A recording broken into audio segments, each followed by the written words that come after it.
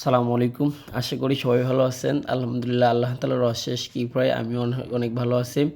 আজকে আমার সারাদিনের কষ্টটা আমাকে অনেকটা আনন্দিত করছে। আজকের ভিডিওর মাধ্যমে ইনশাআল্লাহ আমি আপনাদেরকে আজকে আমার সকালবেলা যে পরিশ্রমটা করছি আর এই পরিশ্রমটার মাধ্যমে যে আমি আনন্দিত হয়েছি এটা পুরা বিস্তারিত আপনাদের সাথে শেয়ার করব। এবং আপনারা যদি পুরো ভিডিওটা দেখেন অবশ্যই ইনশাআল্লাহ আপনারাও উপকৃত হবেন এবং আমিও আপনাদের দ্বারা উপকৃত হব। কারণ আমার উদ্দেশ্য যেন আমার মাধ্যমে এবং আপনাদের মাধ্যমে আমরা উভয়ে যেন উপকৃত হই আরকি।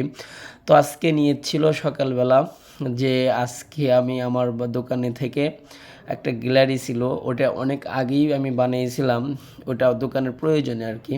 তো হঠাৎ করে ওইখানে একটা নতুন গ্যালারি করার একটা চিন্তাভাবনা হয় আমার, যে একটা নতুন গ্যালারি করা দরকার। তো ওই আগের পুরাতন গ্যালারিটা আমার ওটা মানে ওইভাবে দরকার হচ্ছিল না আরকি। তো সেই নিয়তে সকালবেলা বের হইলাম যে একটা অটো গাড়ি নিয়ে ওইটা আমি একটু নিয়ে আসবো আরকি। তো আমার মনে হচ্ছিল যে ওইটা একটু মোটামুটি নিয়ে আসাটা সহজই হবে আরকি। কারণ এর আগে এরকম একটা গ্যালারি আমি নিয়ে আসছিলাম। তবে ওইটা একটু ছোট ছিল। তবে সেই যে একটা আইডিয়া ছিল আমার যে এই গ্যালারিটা হয়তো ওইরকমই হবে। কিন্তু সকালবেলা যখন একটা নতুন একটা অটো ড্রাইভার নিয়ে আসি আমি, এই গ্যালারিটা দেখার পরেই উনি এটা বলে, "না, এটা আমি আসলে নিতে পারবো না। এটা আমাকে দিয়ে সম্ভব না আরকি।" তো আমি তো আসলে হিমশিম খেয়ে যে আসলে ব্যাপারটা কেমন হলো আরকি। কিন্তু তারপরে আবার সকালবেলায় আমি আবার আরেকটা অটোর জন্য যাই যে না, আজকেই নিয়ে যেতে হবে। কারণ আজকের যেহেতু এই কাজটাই ফিক্সড করেছি যে আজকে এই কাজটা আমি করব। তো ইনশাল্লাহ আমার আজকে এই কাজটা করতেই হবে। তো সেই দৃষ্টিকোণ থেকে আবার আরেকটা অটোর গাড়ির কাছে আমি চলে যাই। অবশ্য আমাদের গ্রামের গাড়ি ছিল। বললাম যে আমার একটা আপনার গ্যালারি নিয়ে যেতে হবে বাড়িতে। তো উনি আসলেন আরকি। আসার পরে উনিও একই মন্তব্য যে না, এটা আসলে এভাবে নেওয়া আসলে ঠিক হবে না। আর রাস্তার মধ্যে গাড়ি ঘোড়ার সাথে এটা লেগে যেতে পারে। কিন্তু বললাম যে না, আমাকে একটু নিয়েই যেতে হবে। কারণ এই গ্যালারিটা অবশ্য বাড়িতে নিয়ে যেতে হবে। কারণ এটা বাড়ির আপনার গ্যালারি ম্যাচিং করে আপনার ওটা ফিটিং করতে হবে। তো এখান থেকেও কাটা যেত, কিন্তু এখানে মাপটা ওইভাবে সঠিক হতো না। এজন্য অনেক কষ্ট করে এই গ্যালারিটা আমাকে বাসায় নিয়ে যেতে হবে। কিন্তু তারপরেও অনেক কষ্ট সহ্য করে আমার পাশের এক ভাইকে আমি ডেকে নিয়ে আসলাম যে ভাই একটু আমার সাথে একটু আমাকে হেল্প করেন আরকি। তো এসে উনিও তো মহাবিপদে, উনার হাত কেটে ফেলছে। আমার এই গ্যালারির সাথে একটা আপনার স্টিল পাইপ আছে, এর সাথে লেগে উনার একটা অনেকটা হাত কেটে পড়ছে। তো যে চিবার মধ্যে গ্যালারিটা ছিল ভাই, অনেকটা কষ্ট হয়েছে গ্যালারিটা বের করতে আরকি। শেষমেশ কত জায়গায় যে এটা আমাদের মানে নতুন করে ফিটিং করতে হয়েছে, আবার বাঁধতে হয়েছে, এটা আসলে আপনারা পুরা ভিডিও এবং লক্ষ্য করলেই বুঝতে পারবেন যে আসলে কতটা কষ্ট হয়েছে আর কি। কিন্তু তারপরেও মোটামুটি গ্যালারিটা বাসায় নিয়ে আসছিলাম ভালোভাবেই, রাস্তার মধ্যে কোনো সমস্যা হয়নি তেমন। আলহামদুলিল্লাহ, আল্লাহ তাআলার অশেষ শুকরিয়া। আবার বাসায় থেকে আবার আরেকটা গ্যালারি আমাদের ছিল, ওইটা আবার বাসায় থেকে আমরা নিয়ে আসি। মানে যেখানে ফাঁকা হয়ে গেছে ওইখানে তো পরে গ্যালারি করব নতুন করে। সেই দৃষ্টিকোণ থেকে ওই গ্যালারিটাই নিয়ে এসে ওইখানে একটু জায়গাটা আপনার বুক করে রাখলাম আরকি। তো কাজটাও অনেকটা সহজ ছিল না। আজকের কাজটা অনেকটা কঠিন ছিল।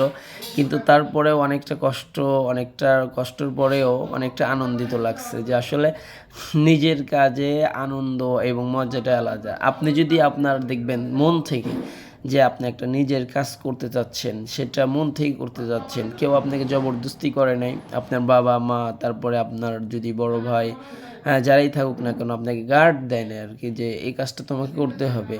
এরকম পরিস্থিতি ছাড়া যদি আপনি নিজে যদি কোনো একটা কাজ ইচ্ছা করেন যে আমি এই কাজটা করবো আরকি, এটা আমার করা দরকার আরকি, এরকম নিয়ত যদি আপনার থাকে, তাহলে দেখবেন সেই কাজটা যদি আপনার খুব পরিশ্রম হয়, খুবই কষ্ট হয়, তারপরে সেই কাজটা মজা এবং আনন্দটাই আপনি আলাদা রকম পাবেন। অন্যরকম একটা আনন্দ পাবেন, যেটা আপনাকে আরও উৎসাহিত করবে কাজ করার জন্য এবং আপনাকে কাজ করার প্রতি আরও আগ্রহ, স্পৃহা আপনার জন্মাবে।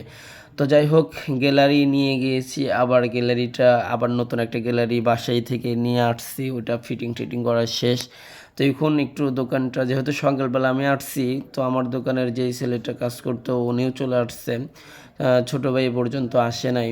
তো মোটামুটি আমি এখানে যে এগুলা পুরাতন জুতা এবং আপনার ওই জুতার যে কার্টুনগুলো ছিল ওইগুলো আমি সব গোছগাছ করে একটা বস্তার মধ্যে করে বাসায় নিয়ে যাবো, কারণ কিছুদিন পরে পরে এই কার্টুনগুলো আগলে হয়ে যায়, সেইগুলো বাসায় নিয়ে যেতে হয়।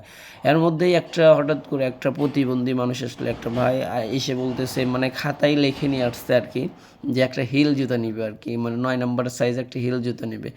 তো আসলে আমি দিলাম আর কি, যে দিচ্ছি, আমার মন একটু এই ছিল যে ওনাকে আমি এমনিতেই দিব।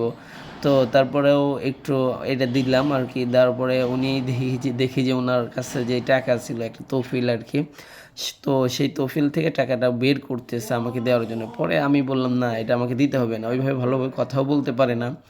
তো আমি টাকাটা নিলাম, নক তাক দিয়ে দিলাম, দেখলাম যে অনেকটা খুশি হয় আর কি। তো আসলে আমরা যেন আমাদের আশেপাশে সবার সাথেই যেন আমরা এরকম দান সদকা আমরা যেন করি, দেখবেন অনেকটা ভালো লাগবে। তো শেষমেশ আমি রওনা দিচ্ছি বাসার দিকে, বাসায় চলে যাব। তো আজকে আমরা যতটা কষ্ট করলাম তার থেকে আনন্দটা অনেকটা বেশি পাইছি। তো আপনারাও ইনশাল্লাহ আপনাদের প্রয়োজনীয় কাজগুলো করবেন। দেখা হবে অন্য কোনো ভিডিওতে, ততক্ষণ পর্যন্ত ভালো থাকবেন। আসসালামু আলাইকুম ওয়া রাহমাতুল্লাহি ওয়া বারাকাতুহু।